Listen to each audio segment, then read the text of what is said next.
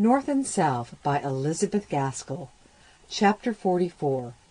Ease, Not Peace. A dull rotation, never at a stay, yesterday's face twin image of today. Cowper. Of what each one should be, he sees the form and rule, and till he reach to that, his joy can ne'er be full. Ruckert. It was very well for Margaret that the extreme quiet of the Harley Street house, during Edith's recovery from her confinement, gave her the natural rest which she needed. It gave her time to comprehend the sudden change which had taken place in her circumstances within the last 2 months. She found herself at once an inmate of a luxurious house, where the bare knowledge of the existence of every trouble or care seemed scarcely to have penetrated. The wheels of the machinery of daily life were well oiled, and went along with delicious smoothness.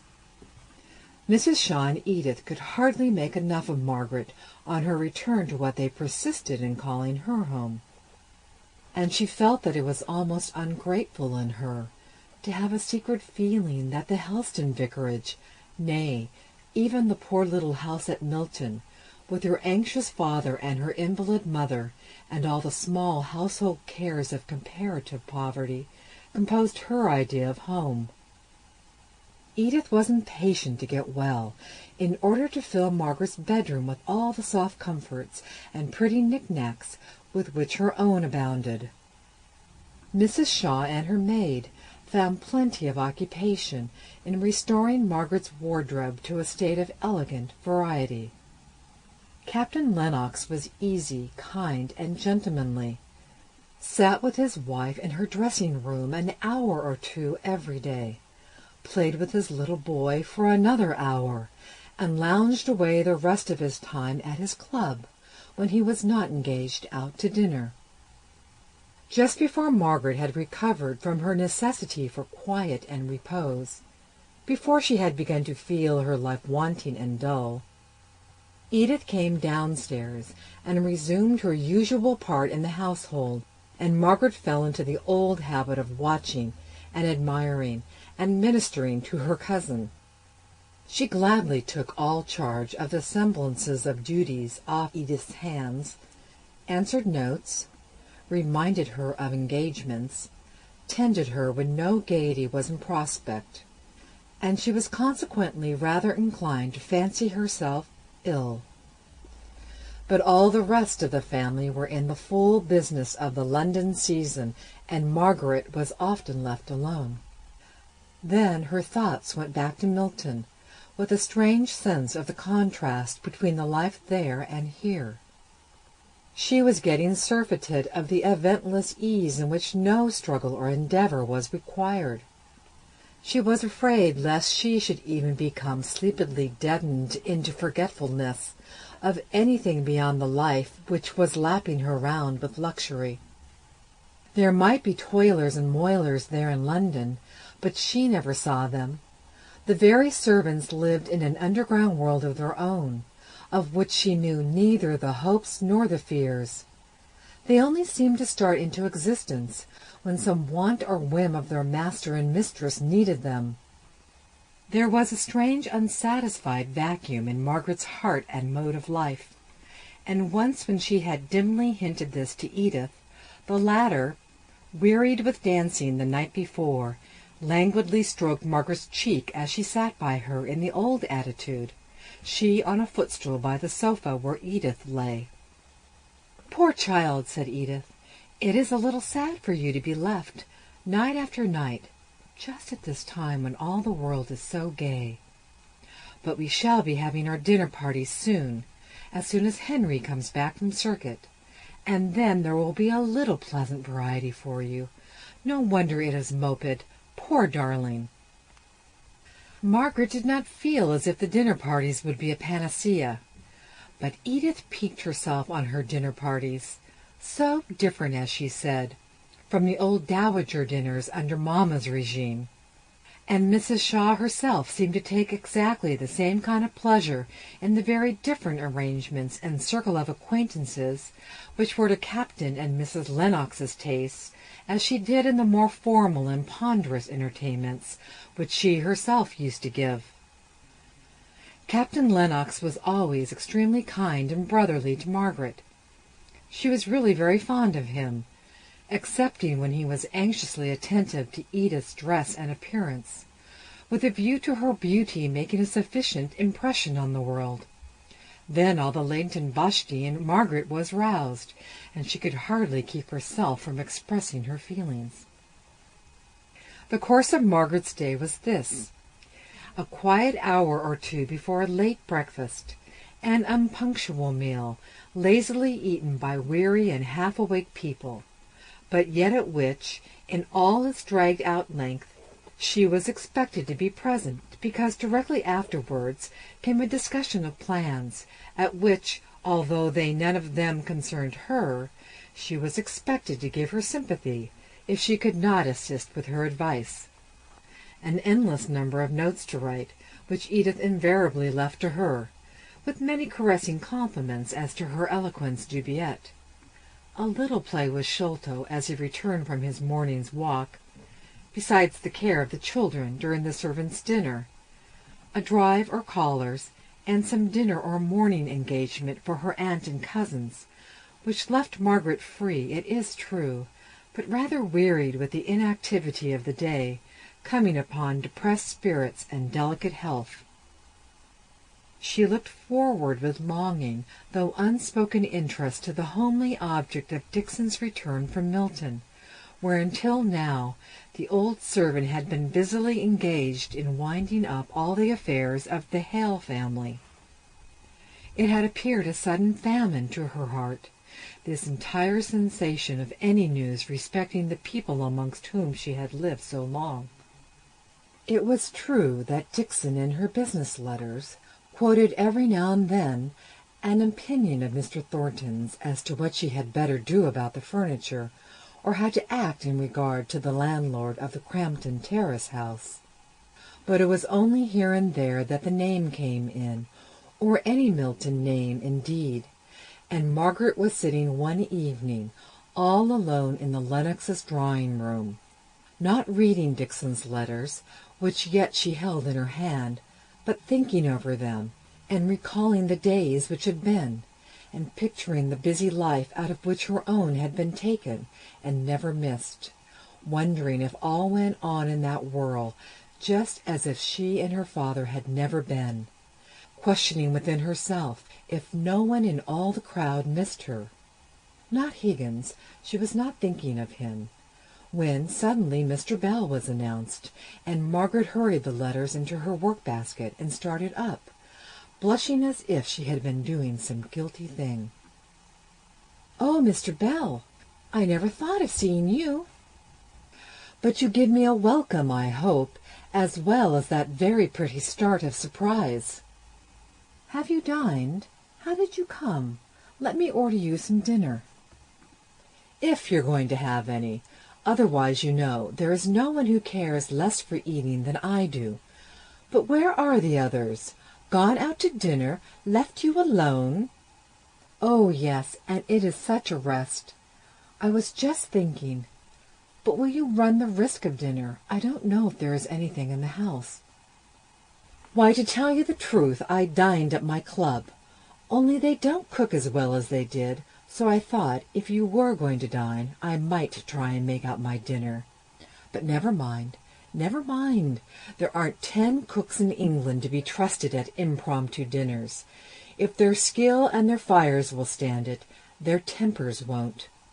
You shall make me some tea, Margaret. And now, what were you thinking of? You were going to tell me. Whose letters were those, goddaughter, that you hid away so speedily?" "Only Dixon's," replied Margaret, growing very red. "Whew! Is that all?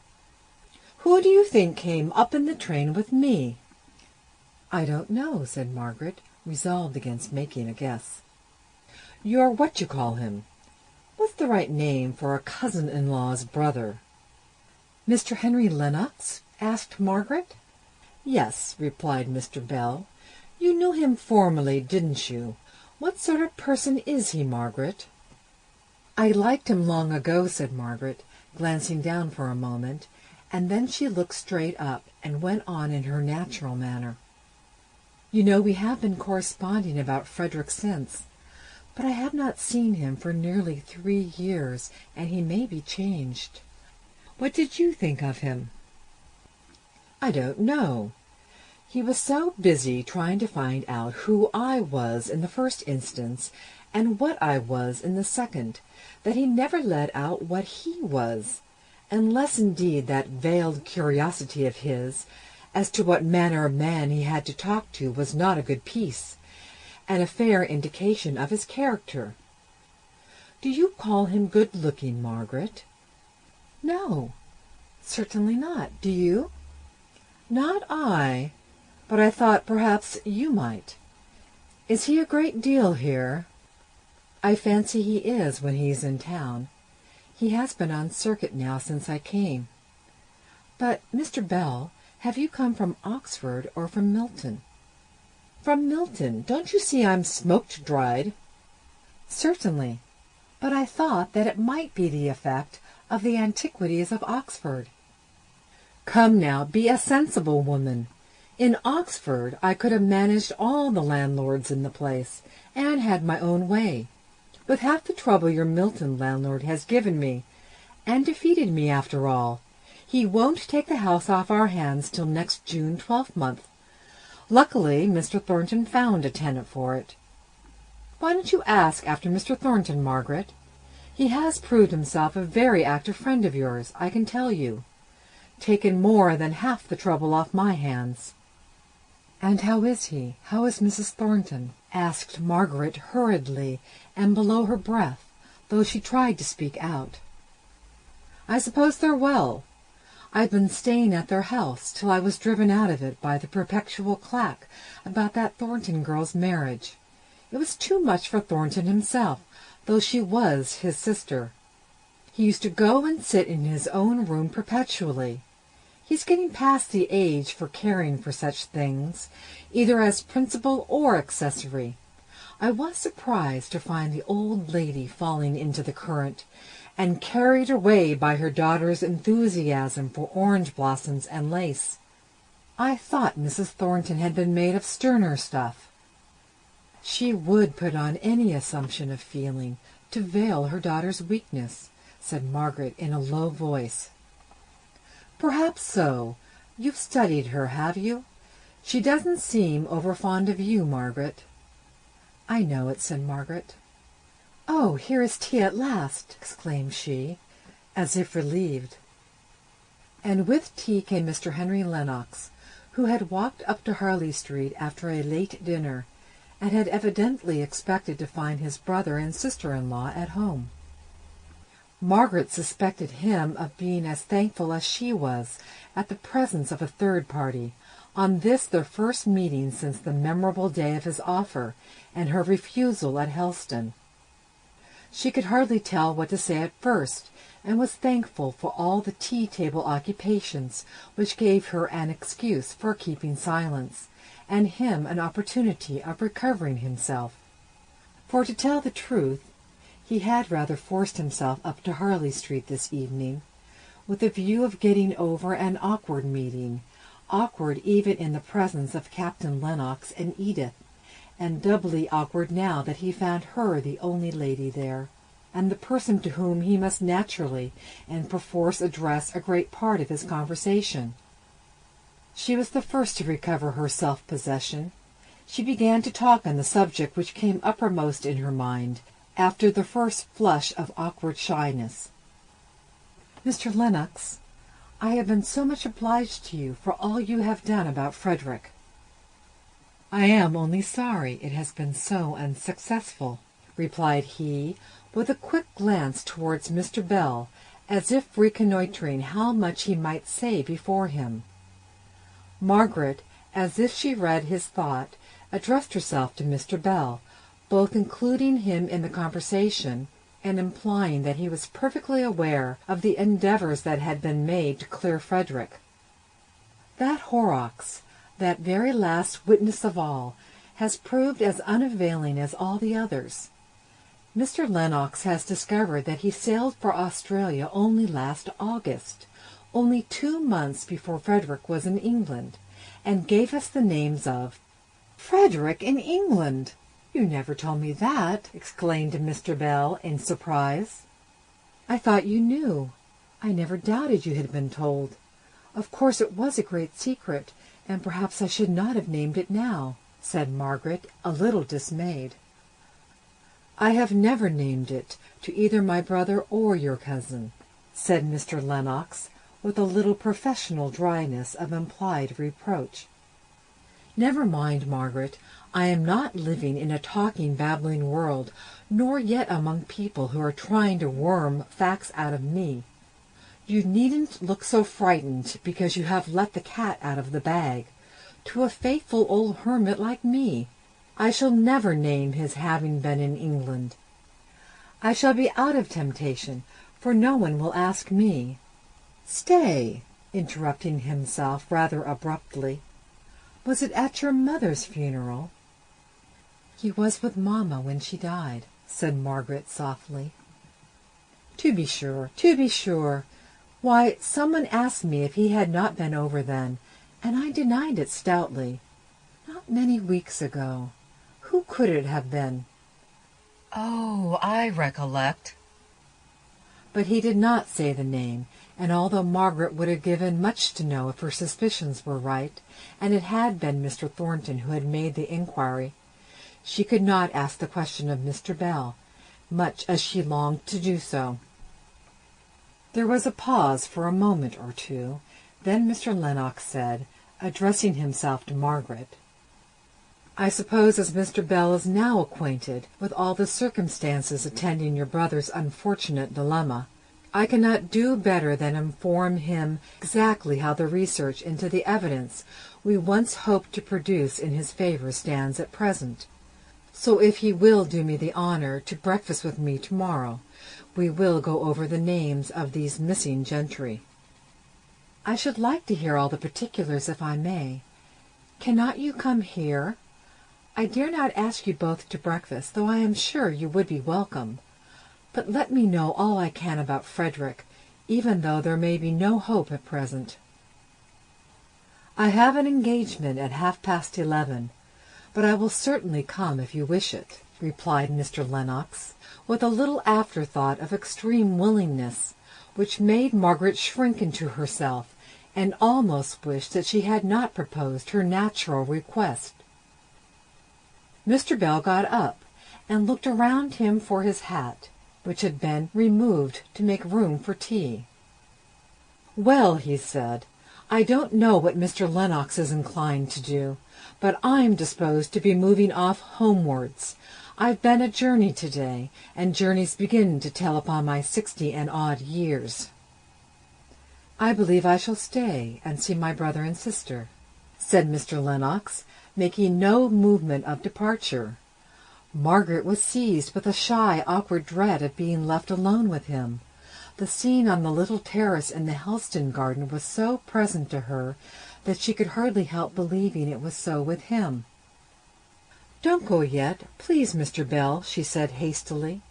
"I want you to see Edith, and I want Edith to know you. Please," she said, laying a light but determined hand on his arm.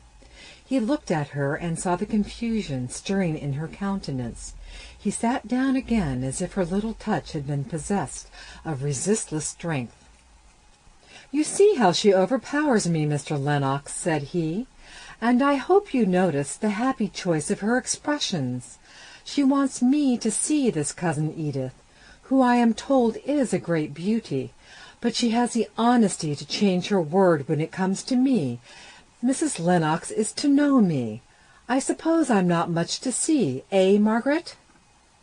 He joked, to give her time to recover from the slight flutter which he had detected in her manner on his proposal to leave, and she caught the tone and threw the ball back. Mr. Lennox wondered how his brother, the captain, could have reported her as having lost all her good looks. To be sure, in her quiet black dress she was a contrast to Edith, dancing in her white crepe mourning and long floating golden hair, all softness and glitter. She dimpled and blushed most becomingly when introduced to Mr. Bell, conscious that she had her reputation as a beauty to keep up, and that it would not do to have a Mordecai refusing to worship and admire, even in the shape of an old fellow of a college, which nobody had ever heard of. Mrs. Shaw and Captain Lennox, each in their separate way, gave Mr. Bell a kind and sincere welcome, winning him over to like them almost in spite of himself, especially when he saw how naturally Margaret took her place as sister and daughter of the house. "What a shame that we were not at home to receive you," said Edith. "You too, Henry, though I don't know that we should have stayed at home for you, and for Mr. Bell, for Margaret's Mr. Bell. There is no knowing what sacrifices you would not have made," said her brother-in-law. "Even a dinner party, and the delight of wearing this very becoming dress." Edith did not know whether to frown or to smile, but it did not suit Mr. Lennox to drive her to the first of these alternatives, so he went on. "Will you show your readiness to make sacrifices tomorrow morning, first by asking me to breakfast, to meet Mr. Bell, and secondly, by being so kind as to order it at 9:30 instead of 10 o'clock. I have some letters and papers that I want to show Miss Hale and Mr. Bell. I hope Mr. Bell will make our house his own during his stay in London," said Captain Lennox. "I am only so sorry we cannot offer him a bedroom." "Thank you. I am much obliged to you. You would only think me a churl if you had, for I should decline it, I believe, in spite of all the temptations of such agreeable company," said Mr. Bell, bowing all around, and secretly congratulating himself on the neat turn he had given to his sentence, which, if put into plain language, would have been more to this effect: "I couldn't stand the restraints of such a proper-behaved and civil-spoken set of people as these are. It would be like meat without salt. I'm thankful they haven't a bed. And how well I rounded my sentence! I am absolutely catching the trick of good manners." His self-satisfaction lasted him till he was fairly out in the streets, walking side by side with Henry Lennox. Here he suddenly remembered Margaret's little look of entreaty, as she urged him to stay longer, and he also recollected a few hints given him long ago by an acquaintance of Mr. Lennox's as to his admiration of Margaret. It gave a new direction to his thoughts. "You have known Miss Hale for a long time, I believe. How do you think her looking? She strikes me as pale and ill." "I thought her looking remarkably well. Perhaps not when I first came in, now I think of it, but certainly when she grew animated she looked as well as ever I saw her do." "She has had a great deal to go through," said Mr. Bell.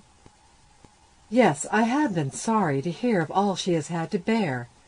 Not merely the common and universal sorrow arising from death, but all the annoyance which her father's conduct must have caused her.